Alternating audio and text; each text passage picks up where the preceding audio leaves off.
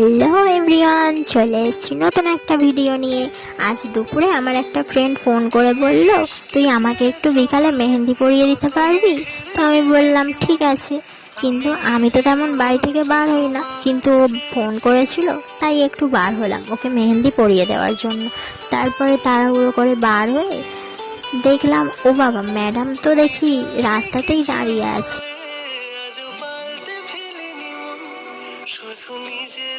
তারপর ভাবলাম অনেকদিন পর যখন বের হয়েছি, তো তাহলে বাইরের দিকেই গিয়ে মেহেন্দি পরাই। তারপরে বাইরে বার হয়ে দেখলাম, ও বাবা, এত রোদ আর এত গরম, বাইরে মেহেন্দি পরানো যাবে না। তাই জন্য বললাম আবার বাড়ি চলে যাই, ফ্যানের তলায় বসে তোকে মেহেন্দি পরিয়ে দেবো। মেহেন্দি পরাতেই বসতে ওনার ঢং শুরু হয়ে গেছে, উনি ঢং করছিল। তো আমি বললাম দাঁড়া, তো ক্যামেরাতে নিয়ে নেব। তারপরে দেখি আরেকজন ম্যাডাম এসছে, ক্যামেরা অন করতেই সব পালিয়ে যায়। তারপরে আর কি মেহেন্দি করা স্টার্ট করে দিলাম, তাড়াতাড়ি করে মেহেন্দি করে নিয়ে আমাকে তো বাড়িও যেতে হতো। তাই জন্য মেহেন্দি করে বাড়ি যাওয়ার জন্য বেরিয়ে পড়লাম। দেখছিলাম রাস্তার ধারে বাচ্চারাও খেলাধুলা করছে, বেশ ভালোই লাগছিল, কিন্তু তাড়াতাড়ি করে বাড়ি যাচ্ছিলাম।